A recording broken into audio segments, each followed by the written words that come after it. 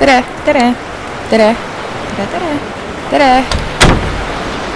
Kas keegi kuuleb mingit nagu uste käimist? Midagi imelik on, jah? Saab nagu merekohinat ka kuuleda. Kuule on, jah? Veits kõhe hakkab. Okei, hakkame pihta. Tere! Mina olen Miia. Tere, mina olen Miila. Tere, mina olen Agnes. Ja tere tulemast meie podcasti. Kelle kustutaksid sina? Jah, nii ongi. Nii ongi. Me hakkame täna vestlema ühest filmist. Mis filmist me räägime, tüdrukud? Selle nimi on Eternal Sunshine of a Spotless Mind. Just nii. Ja me natuke siis arutaks, et miks see film nagu siis meile kõrvu jäi? Agnes, alusta sina. Nii, ma kiirelt räägin natukene sellest filmist endast, et film on ise välja tulnud 2004. aastal. Selle režissöör on Michel Gondry, kes on ise prantslane ja kirjutatud on Charlie Kaufmani poolt. Nad on varem ka koostööd teinud, aga Gondry ise on varasemalt teinud muusikavideosid. Mõlemad väga hinnatud oma aja tegijad. Fun fact, see on Gondry teine täispikk film ja esimene oli samuti Kaufmaniga. Ja Gondry põhiteema on emotsioon, Kaufmanil identiteet ja elu mõte ja need minu meelest ka peegelduvad selles filmis endas. Film on saanud palju tunnustust, nii kriitikute poolt hästi vastu võetud, kui ka saanud mitmeid auhindu, nii režissöör ja kirjanik, kui ka siis näitlejad ise. Ja on mainitud paljudes listides, näiteks Writers Guild of America, BBC ja The New York Times. Film ise on siis armastusest kahe inimese vahel ja ka armastuse valust ja ilust. Aga seal on sees ka see element, et sa saad kustutada inimesi oma mälust. Ja kaks inimest on siis otsustanud, et nad kustutavad üksteist oma mälust, kuna see suhe oli nii valus. Filmis siis on näha, et mida selline kustutamine teeb ja ka seda, et kas inimene läheb ikkagi lõpuni välja sellega või ta hakkab kahtlema. Ma ütlen, on film, millest rääkida. Täpselt nii. Ühesõnaga, nüüd ma mõtlen, et võiksime mainida selle, et kus see nimi üldsegist tuli. Ehk siis filmi nimi, Eternal Sunshine of the Spotless Mind. Mina näiteks seda ennem ei teadnud. Ma sain selle teada uuringute põhjal, mis ma enne selle podcasti lindistamist tegin.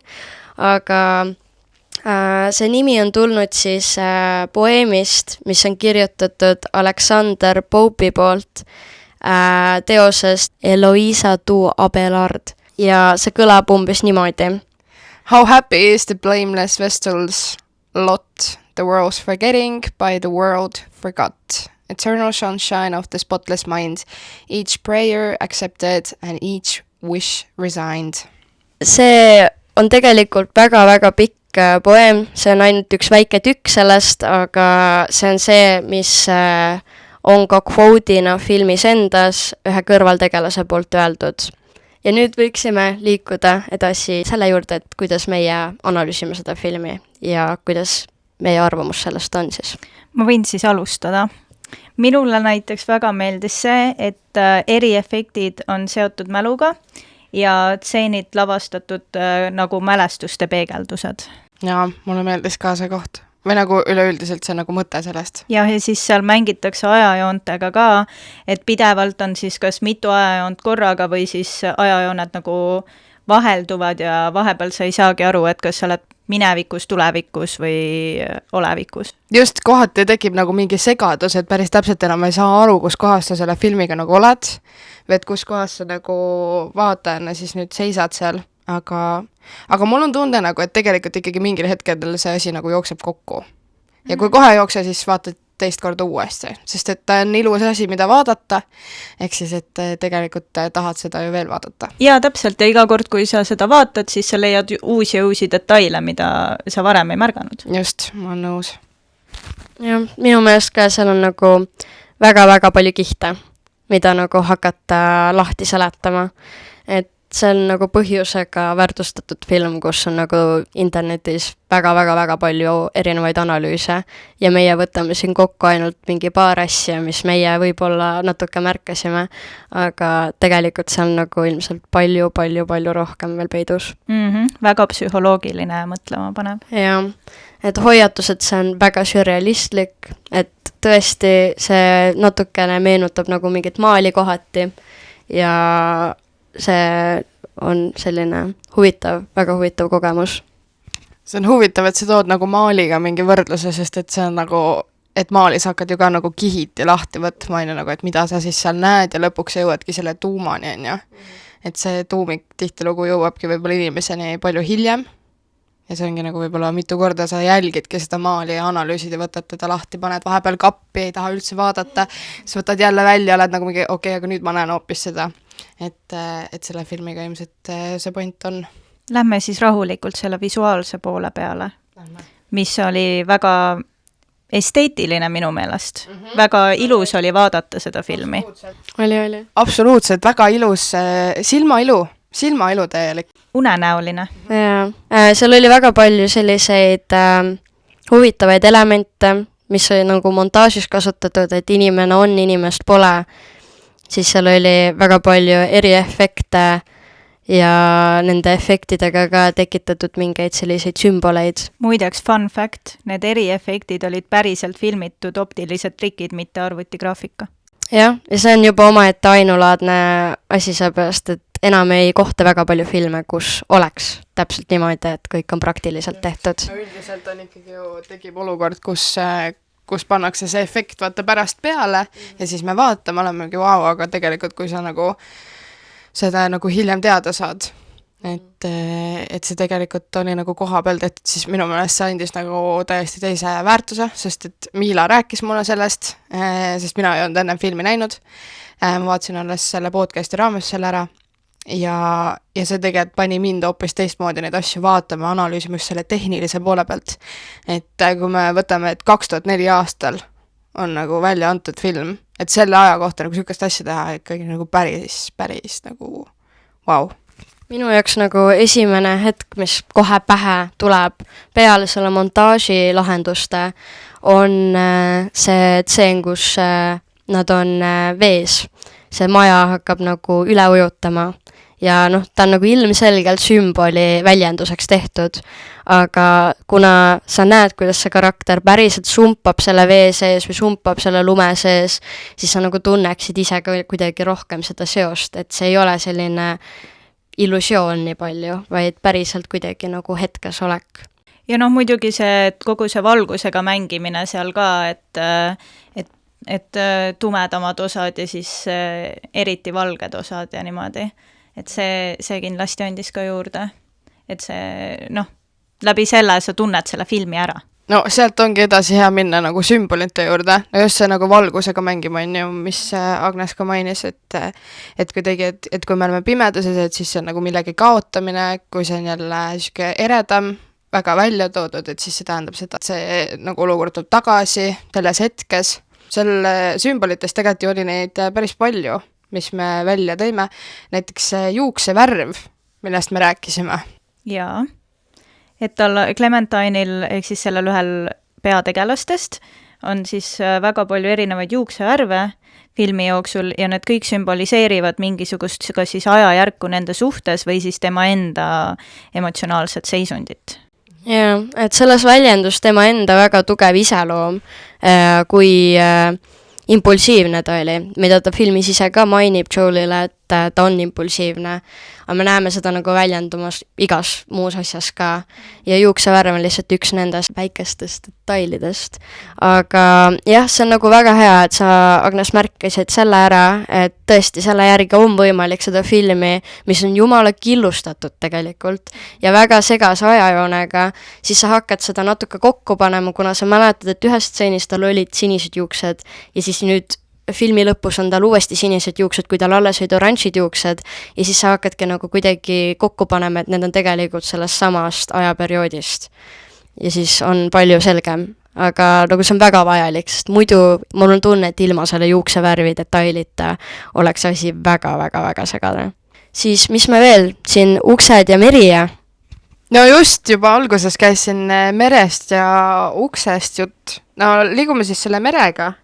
Agnes, sa seletasid väga ilusti seda ennem, et meri on nagu kohati millegi algus ja millegi lõpp ja millegi uuesti algus on ju, aga samas, et see on ka nagu inimese alateadvus või kuidagi, et sa kaod sinna. Et meri kui ise on nagu väga suure tähendusega on ju, sest ma ei tea, minul on eluaeg olnud nagu teadmine, et merd peab kartma. Et meri tuleb ja võtab siis, kui ta tahab. Et tegelikult minu meelest see tuleb ka filmis väga hästi välja. No ma ei tea, minul on just merega selline huvitav seos, et ma tunnen, et iga kord, kui ma mere äärde lähen, siis meri nagu rahustab hoopis maha. Ta on nagu võib olla väga rahustav ja maandav, aga samal ajal ta võib olla täiesti nagu mingi torm, mis on täiesti ohjeldamatu ja siin filmis ta nagu on mingil määral mõlemat vist. Ja see on samamoodi nagu ka armastus võib olla mõlemat. Ja uksed ja eritoad, see nagu seal filmis siis näitab neid erinevaid mälestusi ja et kui uksed lähevad kinni, siis mälestused nagu kaovad ka kuidagi või kui sa lähed ühest uksest sisse, aga jõuad kogu aeg ringiga tagasi samasse kohta, siis see ka näitab, et kuidas inimesed võib-olla vahepeal ei muutu ja võib-olla ka nagu mälestused, et sa tahad nagu mingist mälestusest jõuda teisse mälestusse, aga võib-olla vahepeal see ei ole võimalik. Ja. Et seal oli ju selline väga huvitav tseen, kus jällegi seal oli nüüd 2 kohta kokku, et sümbol ja see praktiline efekt ja visuaal, et Joel on oma täiskasvanud mehe kehas, aga ta on lapsepõlve mälestusse ennast peitnud ja seal ta on nagu väga pisikene, aga ta on ikkagist nagu täiskasvanud mees, et teda ei ole tehtud nagu, et vahetame näitleja ära, vaid ta on ikkagist tema ise ja kõik tema ümber on nagu hiigel suur ja ta kuidagi põgeneb seal. Ja noh, see seletus, mis me sellele mõtlesime, et siin omavahel oli see, et ta läks sinna mälestusse, kuigi see oli väga nagu out of place võrreldes teiste kohtadega, sest et ta muidu terve filmi jooksul ei teinud midagi sellist, et ta läks kuhugi lapsepõlvemälestusse, ta ikkagist peitis ja jooksis läbi nende koos kogetud mälestustes ja siis tuli äkitselt selline koht, et nüüd mis juhtus on ju, et me oleme mingis täiesti võõras kohas ja see nagu võis alguses veidike segadust tekitada, aga seletus ilmselt on see, et ta tundis, et kui ta läheb kohta, kus Clementine ei ole tema mälestustes, nagu tema mingi lapsepõlveköök, et äkki siis Clementine jääb ka alles. Me võiksime korraks ka natuke mainida ära selle armastuse teema, mis siin on väga tugevalt läbi tulnud. Ma just tahtsin selleni jõuda. Ma paneks lauale sellise väite, et kas armastus võidab alati. Kui me räägime klišeedest, on ju, või sükesest klassikalisest rom-comist, siis üldiselt me näeme ikkagi sellist struktuuri, et on väga suur armastus, imeline, ilus vaatepilt, siis toimub väga drastiline mingi muutus või väga suur probleem tekib, kus siis see armastus nii-öelda lõhutakse, aga lõpuks see armastus ikkagi võidab. Kas me seda selles filmis saame ka väita, et armastus võidab alati? Ma ei tea nüüd, kas see täpselt vastab sinu küsimusele, aga siin filmis tuli väga tugevalt läbi see, et siin olid viidatud nendele klišeedele, aga pigem oli neid nagu murtud. Ehk näiteks väga ehtne näide ongi see, et mida tihtipeale võib arvata, et kui sa astud suhtesse kellegiga, et ta täidaks selle mingi kadunud osa või parandaks sinu mingi probleemi, leiaks sellele lahenduse, aga alati see ei lähe niimoodi. Ja siin filmis oli see väga selgelt näha, et 2 väga erinevat karakterit, kes olid nagu mingil määral üksteise vastandid, nad vahepeal nagu täiendasid üksteist, aga kohati ka ikkagist hakkasid üksteise vastu töötama, kuni see lõpuks oligi mingi murdepunkt, kus nad enam ei suutnud mingile ühisele arusaamale jõuda. Ja et ei saa niimoodi loota, et see teine inimene lahendab sinu probleemid. ja siinkohal ma kasutaks lauset, mida Miila ennem siis selle selgitamiseks ka tõi, et pigem armastada ja kaotada, kui see, et mitte kunagi armastada. Et jah, ja see, just see, mis ka Agnes ennem välja tõi, et see haavatumus ja kuidagi see hirm nagu inimest kaotada, on ju, et tekibki mingi hetk, on ju, et nad on koos, et juba see, et ma kardan nagu suhtesse astuda inimesega, on ju, et ma kardan, et mind nagu kuidagi murtakse ja lõpuks tegelikult, kui nad jõuavad filmis sellesse kohta, et nad on koos ja kõik on hästi, siis tekib see järgmine probleem, et aga tegelikult ma ju ei taha teda kaotada. Et see on nagu see hirm, on ju, millega me vastu seisame, mis mingis mõttes on klišee, et see üldiselt on nagu filmides minu meelest väga tavaline, et seda teemat nagu tuuakse, aga mulle meeldis selle filmi puhul see, et ta tegelikult ongi väga realistlik, see sama, mis Miila välja tõi, need suhted, on ju. Et just see, et suhe ei lähe alati nii, nagu me tahame, või et see armastus ei ole selline, nagu me tahame, on ju. Et mulle meeldis, et seda asja ei olnud liialt ilustatud või et ta oli ikkagi päris nagu realistlik. Ja, et sisse oli jäetud ka need tülid ja need lahkhelid, mis tulevad armastuses ja et alati need lahkhelid ei lahene maagiliselt, vaid vahepeal need murravadki selle suhte. Just, et see ei ole nagu, et kõik ei ole alati imeilus ja päikeseline, on ju. Et mulle väga meeldis see, et seal filmis tegelikult näidati ka väga ilusti neid kohti. No selle kohta ma ütleksin lisaks väga tähtsad stseeni, mis seal oli. Nad kohtusid 2 korda filmi jooksul, on ju. Ja nad said üks hetk aru tänu sellele, et nendele näidati ühte salvestust, kus nad rääkisid üksteisest väga eemale lükkavat juttu, et nad ei kannatanud lõpuks üksteist üldse välja. Ja nad kuulsid seda hetkes, kus nad olid uuesti üksteist armastama hakanud ja nad olid natukene šokis. Nad olid seal koridoris seal, vaatasid üksteisele otsa ja küsisid üksteiselt, et kui me varem ei saanud läbi ja ei saanud üle sellest probleemist, et kas me peaksime üldse uuesti proovima. Kui see lõpp võib tulla nii halb ja me võime üksteisele nii palju haiget teha. Ja see jäigi sellisesse natukene nagu lahtisesse olekusse. Minu meelest ülihea näide nagu selle peal ongi see, et asetame selle nagu päriselu konteksti, vaata. Noh, konkreetselt ju päriselus ongi olukordi, kus inimesed lähevad lahku, see asi ei toimi ja nad saavad uuesti kokku. Et kas see alati on tegelikult vajalik, et me nagu hakkame neid vanu asju lappima, mis tegelikult ei lõppenud nii hästi, on ju.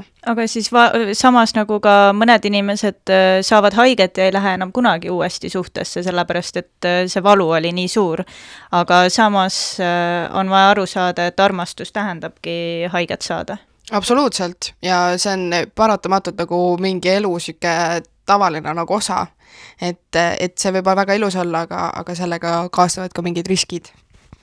Ja mul on tunne, et see film on natukene nagu kesktee selle 2 idee vahel, et sul on ühelt poolt see, et ta näitab väga realistlikult seda, kuidas suhe võib katki minna ja kuidas sa võid lootuse täielikult kaotada, aga samal ajal sellel filmil on väga tugevalt selline efekt, mida ma olen näinud inimeste kommentaarides ja reviewdes, et nad tunnevad, et nad tahavad uuesti olla haavatavad ja nad tahavad uuesti usaldada mingit inimest väljaspool ennast.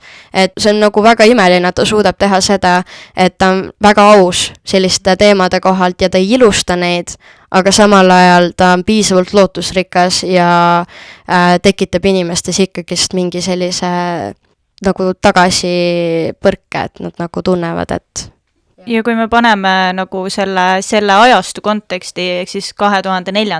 aastasse, siis sellel ajal oli veel tavalised olid need Hollywoodikad, need romantilised filmid, kus kõik läheb enam-vähem samamoodi nagu kogu aeg, et siis see film nagu, kui ta välja tuli, siis ta kindlasti šokeeris oma aususega.